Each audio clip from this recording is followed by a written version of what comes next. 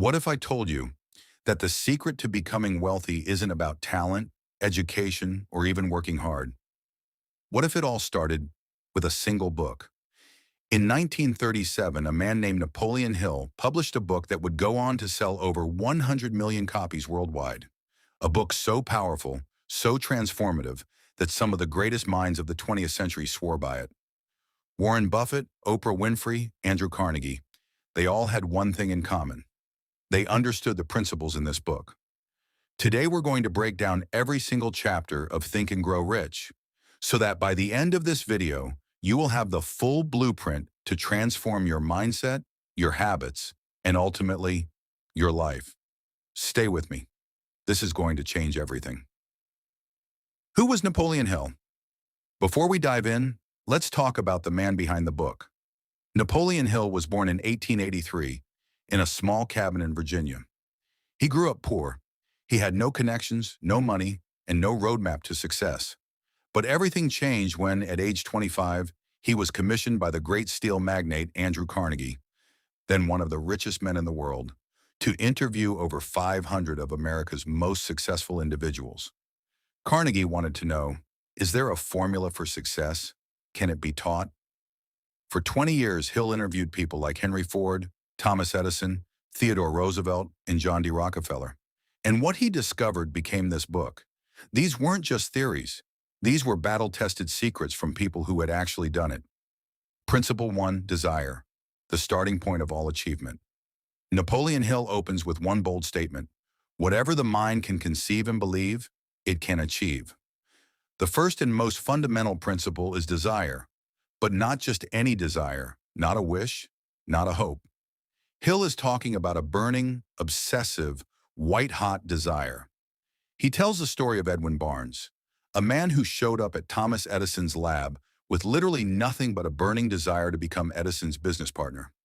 No money, no connections, no relevant experience, but he had one thing most people don't: a definite, unwavering desire.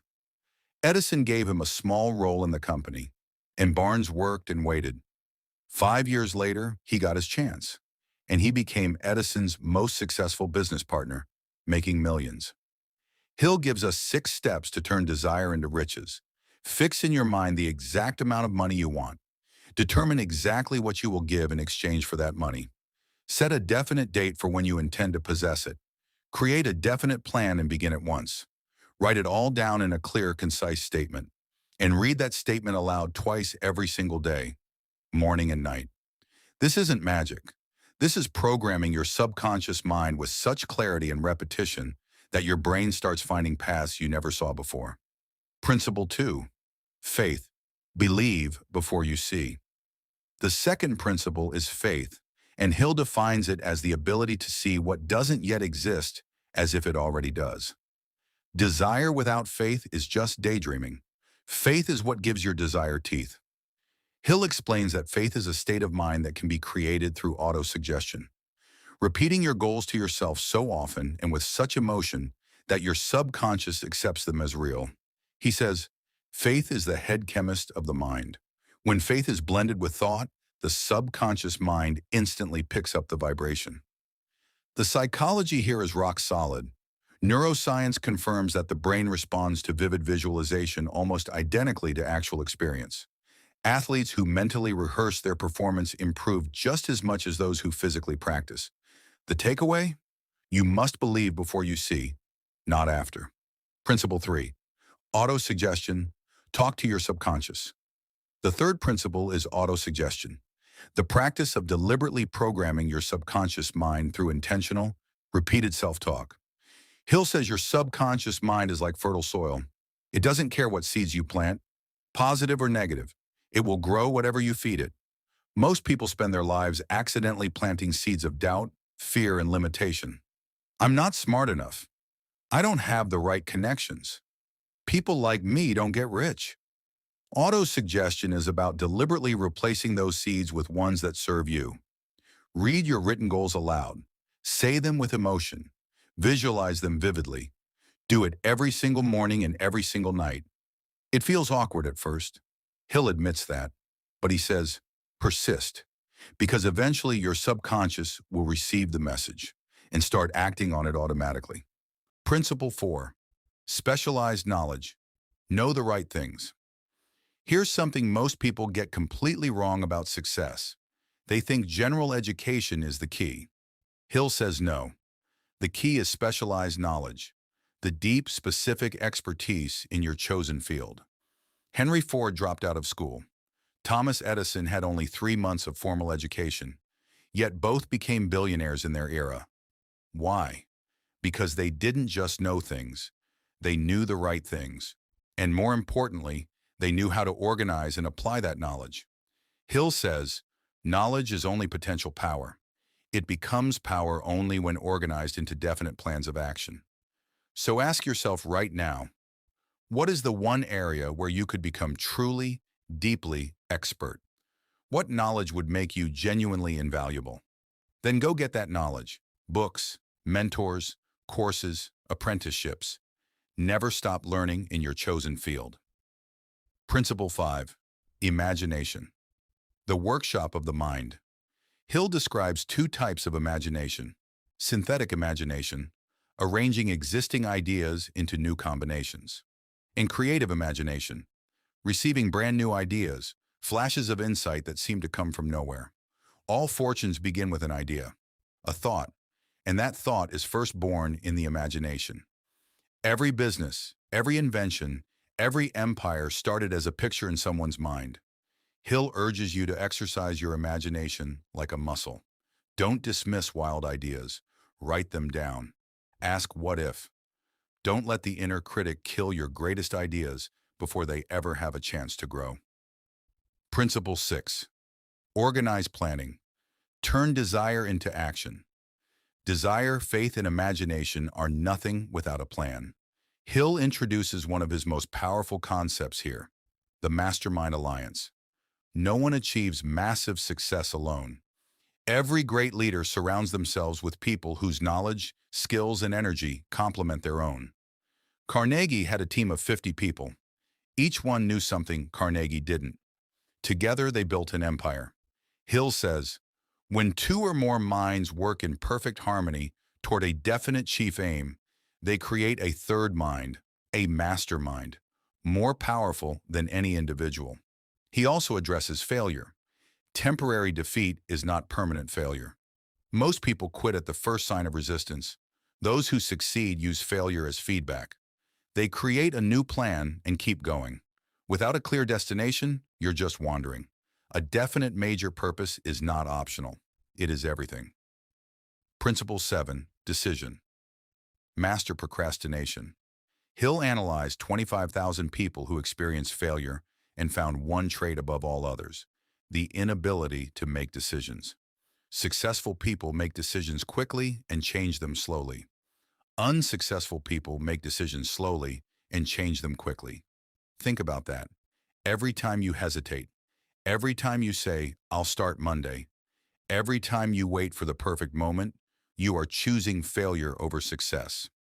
Decisiveness is a skill. Every small decision you make confidently is a rep in the gym of decisiveness. And Hill warns, be careful whose opinions you take in. People who can't make decisions themselves will gladly make yours for you, and usually toward mediocrity. Principle 8. Persistence. 3 feet from gold. This might be the most important chapter in the entire book. Hill says, persistence is to the character of man as carbon is to steel. He tells one of the most powerful stories I've ever heard, the story of R.U. Darby. Darby was digging for gold during the Colorado Gold Rush. He struck a rich vein, mined it furiously. Then, it disappeared. The vein ran dry. He gave up, sold his equipment for a few $100s to a junk dealer. That junk dealer hired a mining engineer who told him the vein hadn't run dry. It had simply shifted 3 feet. 3 feet. They dug 3 feet and struck one of the richest gold deposits in Colorado history. Darby had stopped 3 feet from gold. Hill says most of us quit when we're 3 feet from gold. The breakthrough is always just ahead of where we stopped. The 4 foundations of persistence. A definite purpose backed by burning desire. a definite plan expressed in continuous action, a mind closed tightly against negative and discouraging influences, and a friendly alliance with people who will encourage you. Build these four things into your life and nothing will stop you. Principle 9, the mastermind. Power of aligned minds. The mastermind principle is simply this: surround yourself with brilliant, ambitious, aligned people and meet with them regularly. Andrew Carnegie attributed his entire fortune to this principle. The energy and creativity that emerged from those coordinated meetings exceeded what any one person could produce alone. Who is in your mastermind? Who challenges you? Who pushes you to be better? Who brings knowledge you don't have? If you can't think of anyone, that is your first homework assignment. Principle 10, sex transmutation. Channel your energy. This is the most misunderstood chapter in the book, so let me be clear about what Hill is actually saying. The human drive for connection is one of the most powerful energies we possess, and the great achievers throughout history found a way to channel that raw energy into their work, their creativity, and their ambition. Hill observed that most men don't reach their peak creative output until after age 40, when they've learned to redirect and harness their emotional energy rather than being ruled by it. Control your most powerful impulses. Channel that energy into your craft, your vision, your mission. The greatest artists, scientists, and leaders throughout history did this, consciously or unconsciously. Principle 11. The subconscious mind, the engine running, 24/7. Your conscious mind is the gatekeeper, but your subconscious mind is the engine. Hill says your subconscious works 24 hours a day, 7 days a week. It processes information while you sleep. It makes connections while you shower. It finds solutions while you're doing something completely unrelated. The key is what you feed it. Through repetition, emotion, and vivid visualization, you can imprint your goals so deeply onto your subconscious that it begins solving problems for you automatically. The 7 positive emotions Hill says you must feed it: desire, faith, love, enthusiasm, romance, hope, and prosperity. And the 7 negative emotions to guard against: fear, jealousy, hatred, revenge, greed, superstition, and anger. What you feed grows. What you starve dies. Choose wisely. Principle 12, the brain, broadcasting and receiving. Hill was writing decades before neuroscience could verify his ideas, but the intuition was remarkable. He described the brain as both a broadcasting and receiving station for thought. That through intense emotion and concentrated focus, the brain begins noticing and attracting ideas and people aligned with your dominant thoughts. Modern psychology calls this the reticular activating system, the filter in your brain that makes you suddenly notice things relevant to what you're focused on. Buy a red car and suddenly you see red cars everywhere. Set a burning goal and suddenly you notice opportunities that were always there but invisible to you before. What you focus on expands, always. Principle 13, the sixth sense. The door to wisdom. Hill saves the most extraordinary principle for last. After mastering all 12 previous principles, something remarkable begins to happen. You develop what he calls the sixth sense, a creative intuition so finely tuned that it begins receiving ideas, warnings, and inspiration seemingly from nowhere. Athletes call it being in the zone. Scientists call it intuition. Spiritual traditions call it divine guidance. Hill says this can't be forced. It develops naturally as you embody the other principles. The right people start showing up. Solutions appear. Opportunities materialize as if on cue. Hill gave himself a fascinating personal practice. Every night he would hold imaginary conversations with great historical figures: Lincoln, Napoleon, Carnegie, asking them for guidance. Over time, these imaginary advisors began offering insights he hadn't consciously thought of. Is it magic? Or is it the subconscious, fully activated, finally working at its highest level? Hill leaves that for you to decide. The 6 Ghosts of Fear. Before closing, Hill dedicates an entire section to what he calls the 6 Ghosts of Fear. the invisible enemies that hold most people back from ever starting. Fear of poverty. I'll never have enough. Fear of criticism. What will people think? Fear of ill health. What if I get sick? Fear of loss of love. What if they leave? Fear of old age. It's too late for me. Fear of death. What's the point if we all die anyway? Look at that list. How many of those fears are living in your head right now? Hill says these fears are ghosts. They aren't real. They are thoughts, and thoughts can be replaced. The antidote to every single one of them is already in this book: desire, faith, decision, persistence. So there you have it. The complete summary of Think and Grow Rich by Napoleon Hill. 13 principles. One mission: to prove that wealth of any kind begins in the mind. Napoleon Hill didn't give you a get-rich-quick scheme. He gave you something far more valuable, a blueprint for becoming the kind of person that success naturally flows toward. The principles are simple. They are not easy. They require daily practice, unwavering belief, and the courage to persist when everyone else quits. But you're still watching this. You're still here. And that tells me something about you. So here's my challenge. Write down your one burning desire, your definite major purpose, the specific concrete goal you will achieve. Put a date on it. Read it every morning and every night. And then don't stop. Not when it gets hard. Not when people doubt you. Not when you fail. Remember Darby and his gold mine. Your breakthrough might be just 3 feet ahead. If this video gave you value, hit like, subscribe, and share this with someone who needs it right now. Drop your burning desire in the comments below. Let's build a mastermind right here.